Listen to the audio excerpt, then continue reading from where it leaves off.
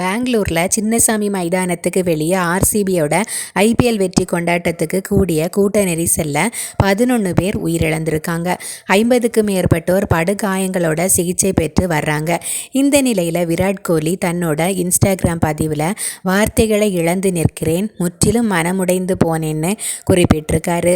அவரோட மனைவி அனுஷ்கா சர்மா இன்ஸ்டாகிராமில் அந்த அறிக்கையை பகிர்ந்து பிரேக்கிங் ஹார்ட் எமோஜியை போஸ்ட் பண்ணியிருக்காங்க. சின்னசாமி ஸ்டேடியத்தில் நடைபெற கூடிய பாராட்டு விழாவில் பங்கேற்க இலவச பாஸ் ஆன்லைன் மூலமாக பதிவிறக்கம் செய்யலான்னு வதந்தி பரவியிருக்கு. இதனால தான் லட்சக்கணக்கானவங்க ஸ்டேடியத்தில் திரண்டிருக்காங்க.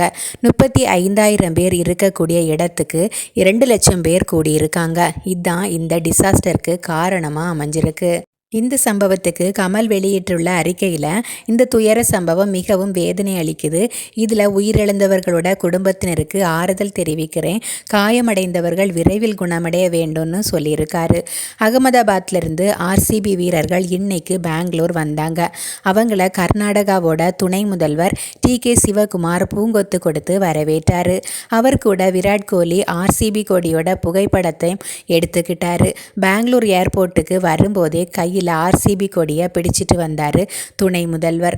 ஆனால் எல்லாருமே என்ன சொல்கிறாங்கன்னா, வெளியே கொத்து கொத்தா எல்லாரும் செத்துட்டு இருக்கும்போது கிரிக்கெட் கிரவுண்டுக்குள்ளே அவங்களுக்கு கொண்டாட்டம் தேவையா அப்படிங்கிறது மாதிரி நிறைய விமர்சனங்களும் எழுந்துட்டு இருக்கு.